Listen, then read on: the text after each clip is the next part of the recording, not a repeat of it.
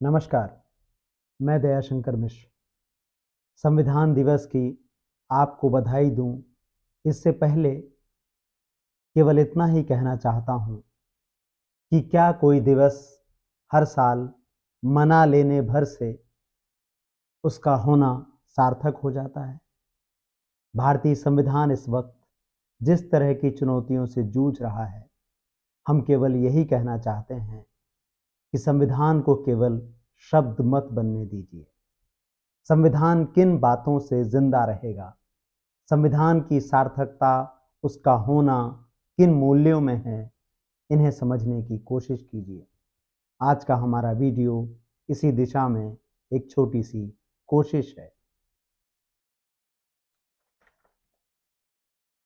संविधान जिंदा रहता है सबको न्याय से, सबको बेल और उमर खालिद को जेल से संविधान नहीं बचेगा। मस्जिदों के नीचे रोज शिवलिंग खोजने और दिल्ली में जश्न से संविधान नहीं बचेगा। संविधान जिंदा नहीं बचेगा संभल में देखते ही गोली मारने से, मुसलमानों को रोज गाली देने से, हिंदू बचाओ यात्रा से भी संविधान नहीं बचेगा। ईवीएम में वोट पड़े कम, चुनाव आयोग गिने ज्यादा, संविधान धीमे धीमे गिनती से बाहर हो जाएगा। मीडिया में सवाल की जगह पसरा सन्नाटा और आप बताते संविधान जिंदा है। जज प्रार्थना करके लिखते फैसले, कहते संविधान जिंदा है। सवाल, आवाज और हक की लड़ाई गिरे हैं गहरी खाई में, ब्रेकिंग न्यूज कहती संविधान जिंदा है। समाज से गायब बहादुरी, वफादारी और सच्चाई, आप कहते खबर पक्की संविधान जिंदा है। संविधान के जिंदा होने के पैमाने क्या हैं? सुप्रीम कोर्ट में लगातार बार बार दोहराया गया कि जेल अपवाद है, जमानत नियम है, लेकिन 5 साल होने को आए, उमर खालिद और उनके साथ नागरिकता कानून के विरुद्ध आवाज बुलंद करने वाले नौजवान जेल में हैं। उनकी क्या गलती है अब तक किसी को नहीं पता, क्योंकि 5 साल होने को आए, ट्रायल ही शुरू नहीं हुआ। भारत के पूर्व मुख्य न्यायाधीश डी.वाई. चंद्रचूड़ लगातार दोहराते रहे कि सबको सामान्य नियमों के तहत इस बात को याद रखने की जरूरत है कि भारत में सबके लिए कानून है, जेल अपवाद है और बेल नियम है। फिर भी उमर खालिद को अब तक जेल में ही रहना पड़ रहा है बिना ट्रायल के। उमर खालिद एक स्कॉलर हैं और एक पीएचडी स्कॉलर की जब ये दशा सरकार सबक सिखाने के लिए नागरिकों को कर सकती है, तो सोचिए उन नागरिकों का क्या जो 100 से और 200 रुपए अपनी जेब में ना होने के कारण वर्षों से जेल में यातना सहते रहते हैं। डी.वाई. चंद्रचूड़ ने देश भर की अदालतों को एक रास्ता दिखाया कि कैसे मुश्किल घड़ी में दैवी प्रेरणा ने उनकी मदद की। आज उत्तर प्रदेश के संभल में जो कुछ हो रहा है, क्या आपको उससे लगता है कि संविधान का गला नहीं घोटा जा रहा? कैसे एक सिविल जज 2 घंटे के भीतर, याचिका लगने के 2 घंटे के भीतर फैसला दे देते हैं कि एक कमीशन बने, और कमीशन बन जाता है और उसी दिन कमीशन अपना काम शुरू कर देता है। जो टीम जांच करने जाती है कि यहां मंदिर है कि मस्जिद है, वह जब मस्जिद में प्रवेश कर रही होती है तो जय श्री राम के नारे लगाती है, और हम दिल्ली में कहते हैं संविधान जिंदा है। जो जिंदा है उसको जिंदा दिखना पड़ता है। जो जिंदा है केवल कहने से जिंदा नहीं होगा।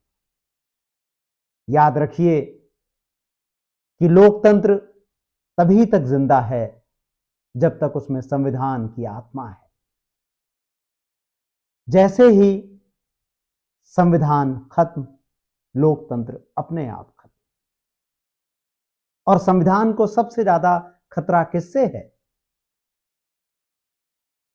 लोकतंत्र को सबसे ज्यादा खतरा किससे है? लोकतंत्र और संविधान को सबसे ज्यादा खतरा आपके इन हिंदुत्व की राजनीति करने वालों से है, जो हिंदू राष्ट्र का नारा 1925 से लगातार बुलंद कर रहे हैं और करते ही जा रहे हैं।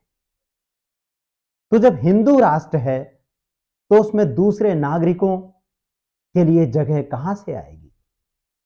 उनमें दूसरे नागरिकों के लिए भारतीय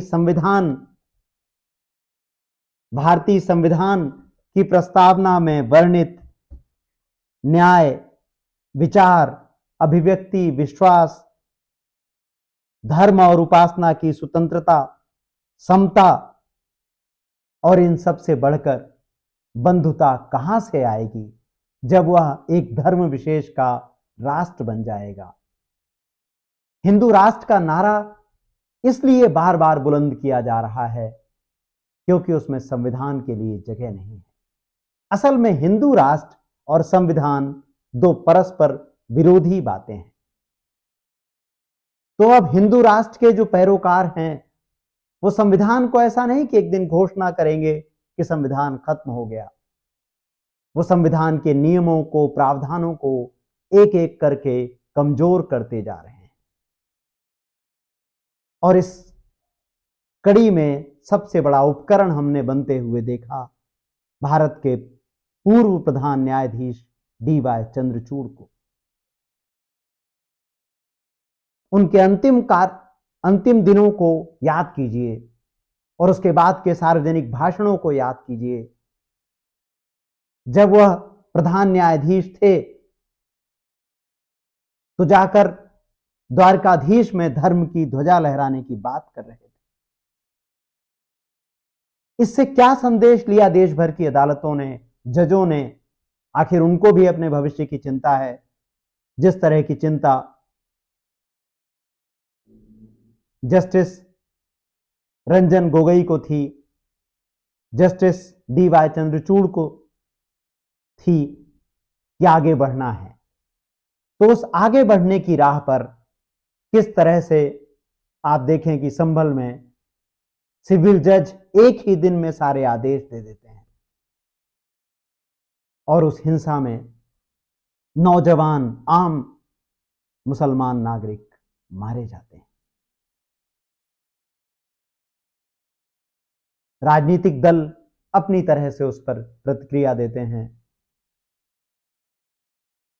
राहुल गांधी से लेकर अखिलेश यादव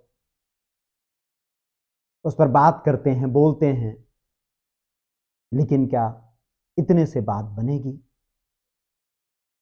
भारत जोड़ो यात्रा को काफी वक्त हो चुका है।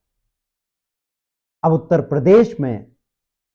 प्रदेश से एक सद्भावना यात्रा की जरूरत नागरिक महसूस कर रहे हैं। यह सद्भावना यात्रा राहुल गांधी शुरू करेंगे, अखिलेश यादव शुरू करेंगे, दूसरी कोई पार्टी शुरू करेगी, हमारे लिए तो कहना मुश्किल है। लेकिन अगर देश में इस वक्त कोई राजनीतिक पार्टी या नेता हैं तो उनको इस काम को जल्दी से जल्दी शुरू करना पड़ेगा। बीजेपी, मुख्यमंत्री योगी आदित्यनाथ और तमाम हिंदूवादी संगठन उत्तर प्रदेश के नागरिकों को लोकसभा चुनाव के बाद लगातार जैसे सजा दे रहे हैं कि उन्होंने लोकसभा में उनकी सीटें क्यों कम की, कैसे कम हुई लोकसभा में इतनी सीटें। क्या इन सब के होते हुए हम संविधान दिवस को इतने गर्व के साथ मना सकते हैं? अगर भारत में एक राज्य में भी, वैसे तो सभी राज्यों में जिस तरह से बुलडोजर दौड़ा, जिस तरह से धर्म के नाम पर उत्पीड़न हो रहा है, तो संविधान का झंडा कैसे लहराएगा। लेकिन खासकर उत्तर प्रदेश एक मॉडल राज्य बन रहा है कि कैसे देश के 20 करोड़ से ज्यादा नागरिकों को सबक सिखाया जा सके। तो हम कैसे कहें कि हमारा संविधान जिंदा है। अब वक्त आ गया है कि संविधान को जिंदा रखने के लिए भारतीय नागरिकों को वैसी ही लड़ाई लड़नी पड़ेगी जैसी लड़ाई आजादी की लड़ाई थी।